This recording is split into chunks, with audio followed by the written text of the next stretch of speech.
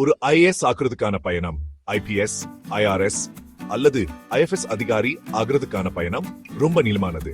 ஆம், இது தீவிரமான படிப்பு, அர்ப்பணிப்பு மற்றும் எண்ணற்ற மணி நேர தயாரிப்பு நிறைந்த ஒரு பாதை. நீங்க முதல் நிலை தேர்வுகளை முடிச்சுட்டீங்க, முதன்மை தேர்வுகளையும் ஜெயிச்சுட்டீங்க. இப்போ நாட்டுக்கு சேவை செய்ய வேண்டும் என உங்க கனவுக்கும் உங்களுக்கும் இடையில ஒரே ஒரு கடைசி தடைதான் இருக்கு. இந்த கடைசி படிதான் நேர்காணல. பலருக்கு இது முழு செயல்முறையே மிகவும் பயமுறுத்தும் பகுதியாகும். இது ஒரு நேருக்கு நேர் உரையாடல். இங்க உங்க அறிவு, ஆளுமை மற்றும் ஒரு முக்கியமான பணிக்கு நீங்க எவ்வளவு பொருத்தமானவர் என்பதை சில நிமிடங்களில் மதிப்பிடுவாங்க. அழுத்தம் ரொம்ப அதிகமா இருக்கலாம். அதனால நல்லா தயாரான போட்டியாளர்கள் சுட பதட்டமாகவும் அடுத்து என்ன நடக்கும்னு தெரியாமலும் இருப்பாங்க.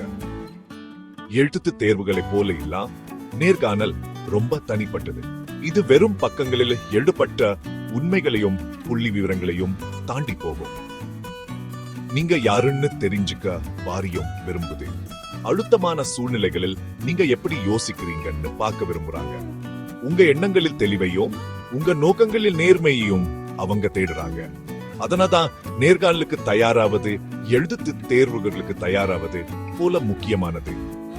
இது ஒரு வித்தியாசமான தயாரிப்பு தேவைப்படுது. அது சுய வழிப்புணர்வு, தகவல் தொடர்பு திறங்க மற்றும் ஒரு அமைதியான நிதானமான நடத்தையை மையமாக்குண்டது. உங்க எதிர்காலத்துக்கான சாவியை வைச்சிருப்பவரிடம் உங்க சிறந்த அம்சங்களை நம்பிக்கையுடனும் தெளிவாகவும் முன்வைப்பதுதான் இதன் நோக்கம்.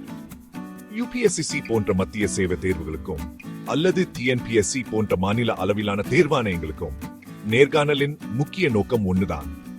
அவங்க எதிர்கால தலைவர்கள், நிர்வாகிகள் மற்றும் தூதர்களை தேடுறாங்க. அவங்களுக்கு அறிவார்ந்தவர்கள் மட்டுமல்ல, சமச்சீரான, ஒழுக்கமான மற்றும் உறுதியான நபர்கள் தேவை. இந்த அடிப்படை நோக்கத்தை புரிந்துவது நேர்காண செயல்முறையை எளிதாக்கும் முதல் படி.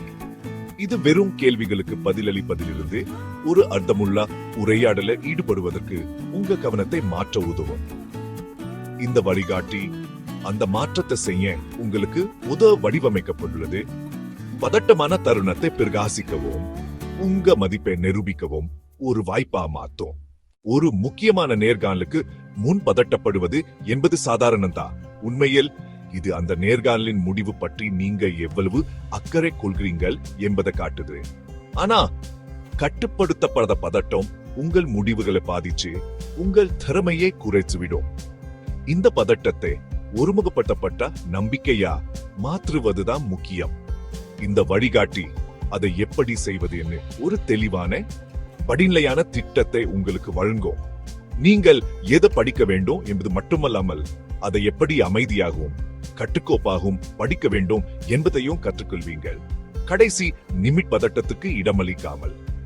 இந்த அமைதியான நம்பிக்கை அணுகுமுறை ஒரு எளிய கொள்கையை அடிப்படையாக்குது.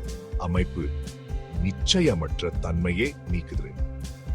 நேர்காணல் என்பது நீங்கள் முழுமையாக தயாரான ஒரு ஒத்திகை செய்யப்பட்ட உரையாடலாக மாறும்.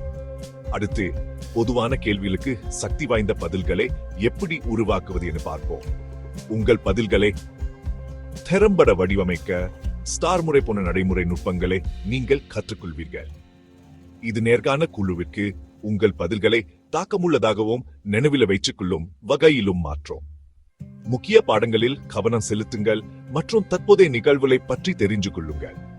ஆவணங்களை ஒழுங்கமைப்பது மற்றும் சரியான முறையில் ஆடை அணிவது போன்ற நடைமுறை விஷயங்களையும் பார்ப்போம். சிறிய விவரங்கள் கூட ஒரு சிறந்த தோற்றத்தை உருவாக்க உதவும். மாதிரி நேர்காணல்கள் உங்கள் மொழியை மேம்படுத்துதல், மன அழுத்தத்தை நிர்வகித்தல், அனுபவத்திலிருந்து கற்றுக்கொள்ள நேர்காணலுக்கு பிந்தைய பிரதிபலிப்பு நுட்பங்களை பகிர்ந்து கொள்வோம். இந்த திட்டம் அந்த அறைக்குள் அமைதியான நம்பிக்கையுடன் நுழைய உங்களுக்கு ஒரு வழிகாட்டியாக இருக்கும். பதட்டத்தை ஒரு எதிர்கால அரசு ஊழியரின் அமைதியாகவும் தெளிவுடனும் மாற்றி இந்த பயணத்தை ஒன்றாக தொடங்குவோம். நேர்காணலில் வெற்றி பெறுவதற்கான முதல் படி அதன் அமைப்பை புரிந்து கொள்வதுதான். நீங்கள் வெற்றி பெற விளையாடுவதற்கு முன் விளையாட்டின் விதிகளை நீங்க அறிந்திருக்க வேண்டும். பொதுவா நேர்கால ஒரு குழு நடத்தும். குழுவில் ஒரு தலைவர் மற்றும் பல உறுப்பினர்கள் இருப்பார்கள். பாட நிபுணர்கள், ஓய்வு பெற்ற அரசு ஊழியர்கள், உளவியலாளர்கள்.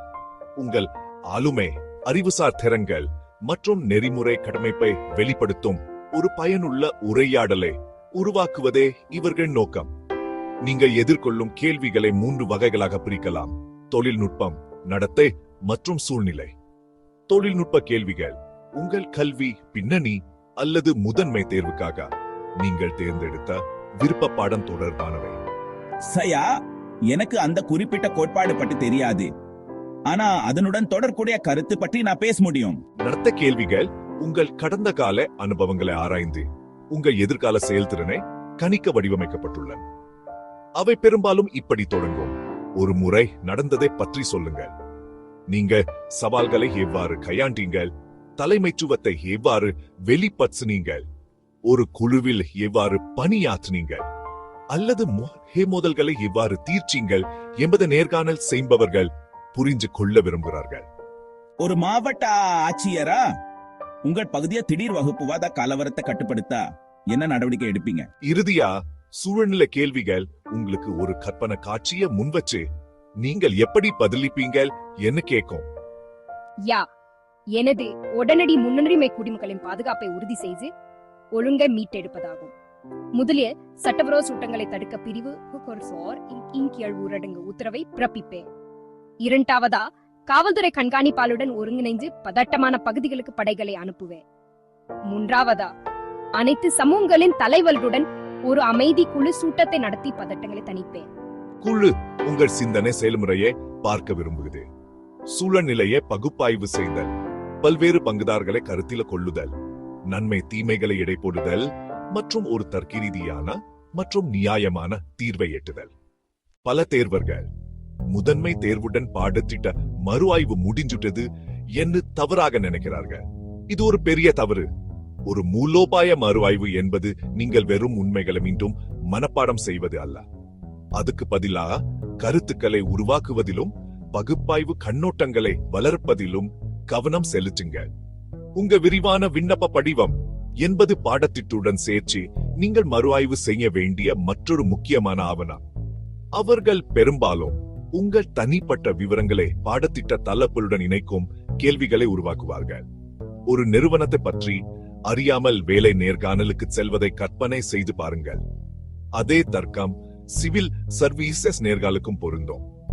அந்த நிறுவனம் ஆதரிக்கும் முக்கிய மதிப்புகளை தேடுங்க. நேர்மை, பாரபட்சம், பொது சேவை. எனது தன்னார்வ தொண்டு பணி பாரபட்சமின்மையின் முக்கியத்துவத்தை எனக்கு கற்றுக் கொடுத்தது. இது சிவில் சேவைகளின் ஒரு மூலக்கல்லாக நான் அறிவேன். உங்க தனிப்பட்ட மதிப்பு அமைப்பு சேவையின் நெறிமுறைகளுடன் ஒத்திசைவா உள்ளது என்பதை வாரியச்சீடா காட்ட நேர்காணல் ஒரு வாய்ப்பாகும். உங்கள் ஆராய்ச்சியின் இறுதி அடுக்கு உங்கள் விருப்ப பட்டியல நீங்கள் குறிப்பிட்ட சேவைகளில் கவனம் செலுத்த வேண்டும். உங்க மூல விருப்பம் இந்திய காவல் பணி, ஏன் ஐபிஎஸ்? ஜயா, சமூகம் செயல்பட அனுமதிக்கும் பாதுகாப்பு மற்றும் பாதுகாப்பை உறுதி செய்வதில் ஐபிஎஸ் உறுதியான தாக்கம் என்ன ஈர்க்கிறது? சமூக காவல் முயற்சிகள் குறித்த எனது ஆராய்ச்சி நவீன காவல்துறை என்பது வெறும் அமலாக்கம் மட்டுமல்ல, நம்பிக்கையை உருவாக்குவது என்பதையும் எனக்கு காட்டியுள்ளது. எனது தொடர்பு திறன்கள் மற்றும் அழுத்தத்தின் கீழ் அமைதியாக இருக்கும் திறன் இந்த சவாலுக்கு மிகவும் பொருத்தமானது என்று நான் நம்புறேன். இந்த விரிவான அறிவு உங்கள் விருப்பம் நன்கு சிந்திக்கட்ட தேர்வு என்று காட்டுறது. இது ஒரு தோராயமான யூகம் இல்ல. சரி, உங்களை பற்றி சொல்லு. நானா இல்ல ஒரு பொறியியல் பட்டதாரி. ஸ்மார்ட் போக்குவரத்து தீர்வுகள் பற்றிய எனது இறுதி ஆண்டு திட்டம் நகர்ப்புற நிர்வாகத்திலே எனக்கு ஆர்வத்தை தூண்டியது. இது பொது உள்கட்டமைப்பு குறித்த ஒரு தன்னார்வ தொண்டு நிறுவனத்தில தன்னார்வ தொண்டு செய்ய என்ன ஏற்று சென்னது. அங்கு சமூக ஈடுபாட்டின் முக்கியத்துவத்தை நான் கற்றுக்கிட்டேன். இப்போது எனது தொழில்நுட்ப பின்னணியையும் பொது சேவை மீதான ஆர்வத்தையும் ஐஎஸ் ஒரு பெரிய அளவில் பயன்படுத்த விரும்புகிறேன். மேலும் திறமையான மற்றும் வாழக்கூடிய நகரங்களை உருவாக்க விரும்புகிறேன். நடத்த தொடர்பான கேள்விகளுக்கு ஸ்டார் முறையை பயன்படுத்துங்க. இது உங்கள் பதில்களை அதிகபட்ச தாக்கத்துக்கு கட்டமைக்க ஒரு எளியான சக்தி வாய்ந்த நுட்பாகும். உங்கள் மாதிரி நேர்காணல்களை பதிவு செய்வது ஒரு பெரிய மாற்றத்தை ஏற்படுத்தும். நீங்கள் பதிவை மறுபரிசீலனை செய்யும் போது நீங்க உங்களுக்கே ஒரு விமர்சகராக மாறுவீங்க. நீங்க என்ன சொன்னீங்க என்பது மட்டுமல்லாமல் அதை எப்படி சொன்னீங்க என்பதையும் கவனியுங்க.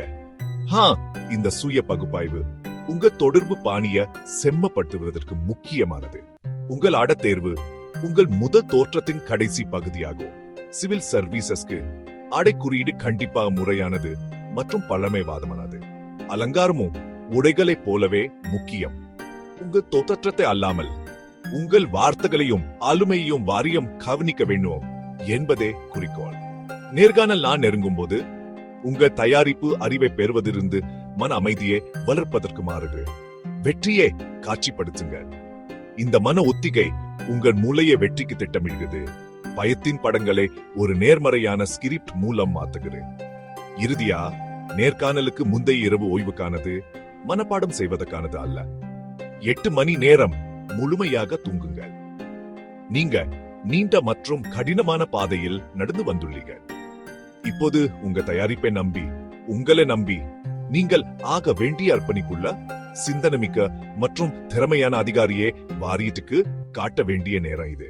நல்வாழ்த்துக்க.